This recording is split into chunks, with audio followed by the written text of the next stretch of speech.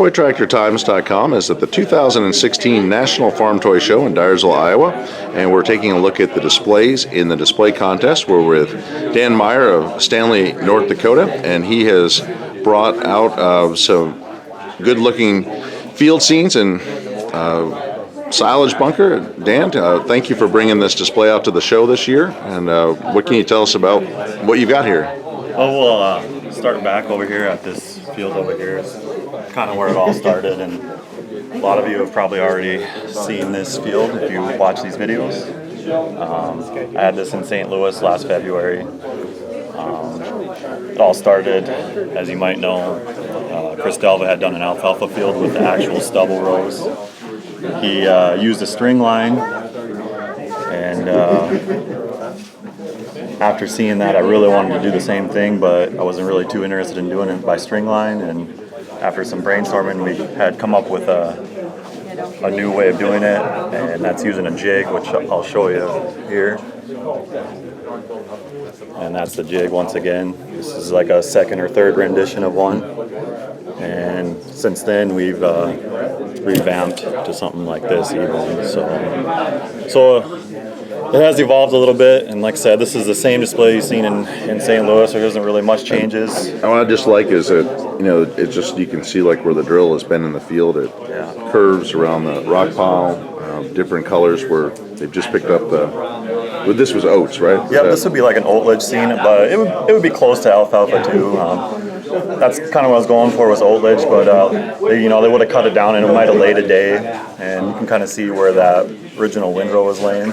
I also like that there's the gap, going on the curve. Yep. Not always going to be 100% on. And exactly, and I kind of based this. Well, this is all kind of John Deere equipment on here, but after running the real machines with a 42-foot drill, if you use adaptive curves in John Deere's auto guiding system, that's about exactly what it looked like. It will follow the curve auto steer wise, but it's not perfect though. Sure. So actually, that's something I was kind of shooting for there too. So. Well, it looks great, and then of course we've got the equipment up here, a big John Deere 7950 self-propelled chopper. Yep, and that was done by Zeb Mueller. And I just like, again, on the real ones, you've got the netting across the top, and that was added here. Yep, that's something I found at a craft, or I was Joanne Fabric actually is where I found that stuff at, so it's pretty readily available if you would want to do that or add that detail into any of yours out there. So. And then big 9560R up on them. Yeah, that was done by Matt Hollingshed. We've had it for a few years now, and we've used it a lot, but we did make a change for this show.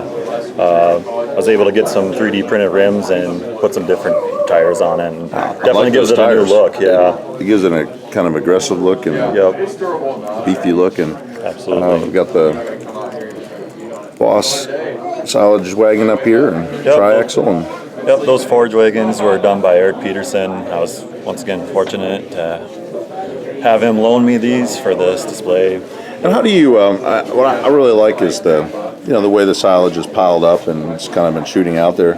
How do you get it to make it look like it's coming out of the spout here? Well, on the spout there, the nice thing about that 3D printed spout is that it's hollow. So I was actually able to find a piece of strip styrene that slipped right into it. I then went in and painted it, the styrene, and then I came in with some glue and matted, or took the static grass and I pressed it on there and got it to stick real good, and that's how I got that effect. So it's a nice detail though. Yep, it turned out great. I'm really happy with that. So. And then you were talking about the jigs, and you kind of have an example board here. And yep. So I kind of wanted to show, I figured this out. It's all been a step, learning and moving on to the next thing, and trying to improve what you're doing. And this is kind of my next step, I call it, I guess. And kind of the evolution. It looks like we kind of have drilled winter wheat on one side of the laneway, and then over here, no-till soybeans kind of emerging out of the wheat stubble from last year. Yep. And I imagine that larger jig that you showed us earlier, is that how you make the wider 15-inch? Yep. This is 30-inch spacing. 30, okay. I kind of modeled it after a 12-row planter.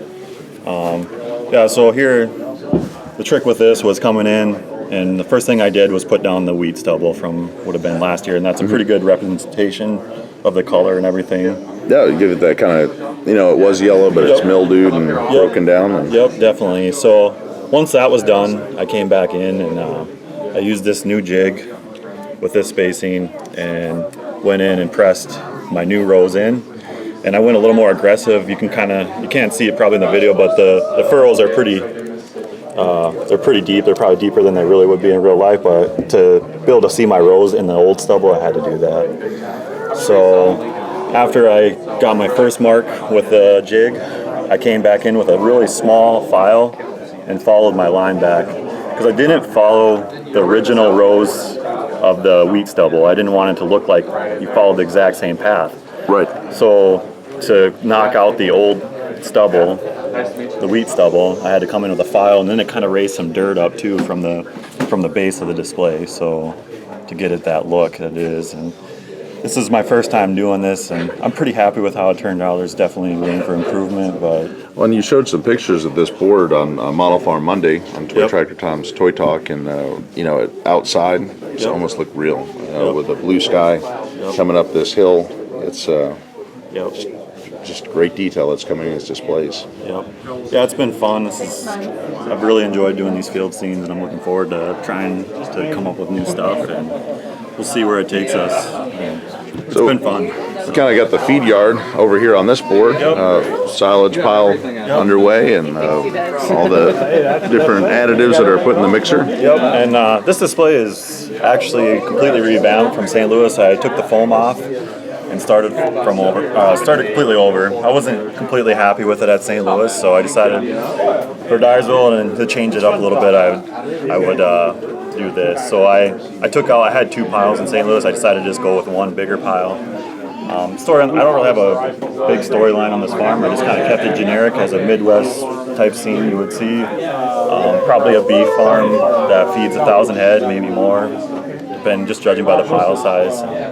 Well, let's just take a look at a little bit of the equipment. We've got the commodity bins here. What would they be feeding out of these? Okay, They're 3 different sizes. And it could be anything really, but I'm guessing this small bin here would be ground corn, and that would have come from a mill. They would have trucked it out and filled the bin. The next bigger bin there, that would be probably soybean meal or something like that, another supplement that they can get from cheaply, and it's still a good feed or whatever. But then the third bin could be anything too, really. Most time, from what I'm familiar with, some guys will feed whole corn, so you might fill that bin with whole corn and have that as part of the ration too. I like the detail of the chains holding the augers there. Yep. And once again, the bins are Eric Peterson's.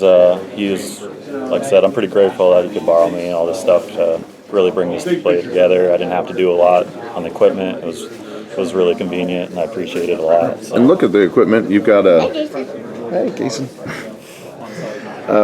You've got a Penta 1120 HD mixer, and then what model R-Series John Deere's here on the... That's a 7200R. I had that on St. Louis too. It's a 2-wheel drive. I like 2-wheel drive tractors. It's neat to see a modern one that isn't front-wheel assist. Yep, absolutely. It's a neat piece. That's a Zeb Miller build, and I acquired it right before St. Louis, and he put it up for sale, and I don't think I was going to let anyone else get a chance at it. So I can see why. It. Yeah, I mean, it's just looking at the muffler. You've got the opening there, the mirrors, and that's it. It does a great job, and from what I know about the front tires, those are they're a standy tire, but he actually hand cut the outer ribs to shave them down like a real one. So it's kind of a neat piece, and I was really glad to have it for it. It's a perfect mixer tractor and wagon tractor. I like how you weathered it and dusted it up a little bit. Yeah, it's something I've always tried to do, I guess. I don't really care for the nice clean look. Even chopping, well, this tractor would be dirty, of course, feeding every day. But even the chopping equipment, it's going to be going through fields and dust, and it's going to be dirty. It's not going to be clean. So that's something I always try to incorporate. I like the look a lot. Pictures, it really, when you take pictures of it, it really adds a lot. So we got a wheel loader here in the shed. This is a Hallmark wheel loader. I do have one that I've been customizing on, but I haven't finished it yet. It's just a stock one, but tucked in the shed there, it gives a great effect. That's what they feed with. So the shed would be used for other things too, like mineral. It'd have bags of mineral in there, other feed supplements and stuff like that. So that's kind of what that's for. Also, being Midwest, I've kind of kept true to the cold winters and needing to have a loader inside, so it starts up every morning with that. So And we've got the new pile here. It looks like on a cement base, or it's on an asphalt pad. That's Okay, something asphalt, I've okay. seen. I'm not too familiar with it. Most places I go, we're still dumping on the ground, but I have seen concrete pads and I have seen alfalfa, or not alfalfa pads, asphalt pads. that's Something I nice. wanted to try and attempt to. You can't really see much of it, but it's there. And then which tractor do we have up here on the Degelman blade? Or? It's an 8360R, same one I had in St. Louis. Again, just the muffler. It's not just a stock muffler. It's got that real look to it, and the mirrors. And Yep, absolutely. He does a great job on John Deere's. That's a really nice tractor, and the blade was 3D drawn by Adam Frericks and printed and finished. It's a Degelman blade. It doesn't function or anything, but It looks like the real thing. it's nice. it's a really great blade. I'm really happy that he did that for me. I don't know what I would have done without it. So. All the holes cut in across the top, and 3D printing is amazing how it's helping our hobby and making things look so real. And Exactly, it's really fun. coming off the pile, we've got some more feed over here on the ground, and I wanted to look at the bale wrapper because you've got some wrapped, the wrap bales, and I mean, just you got the plastic hanging in there from the last bale that went through. And what did you do to, what do you use to make this plastic? Well, start off that bale wrapper. That's Eric Peterson's, and he scratch built that out of brass. So that's a really great piece by itself. But I happened to make a trip to his place a couple years ago, and we decided to weather it up like the real one. He had some pictures of the real one, and one thing we wanted to add was the wrap paper, because even in the picture it had the bale wrap, or the wrap still hanging on the wrapper, and we actually use Teflon tape or pipe tape to create that effect. And Not just, this just looks realistic. It's not just perfect. It's So the bales, they're felt bales that we wrap and make, and then I put them in a line with a metal rod, and then we go in and wrap them with the bales. When I'm gluing them down, I actually put a lot of weight on them to kind of give them the smash look. I also kind of give it a little bit of a snake, because as I've been told and as I have seen, they don't really run in a perfect line. So trying to go for that you got effect. the area where it's torn off at the. And that would have been where the bales would have been sitting there, and we obviously have fed them since or have ground them up. Then we've got another wagon coming in the yard, and what is this one hooked up to? It's hooked up to another Maier's Boss wagon that Eric did, all out of brass. It's a really nice piece. And which model John Deere is this? That's an 8295R. Okay. It's also done by Zeb. So we got a pretty good fleet from him here.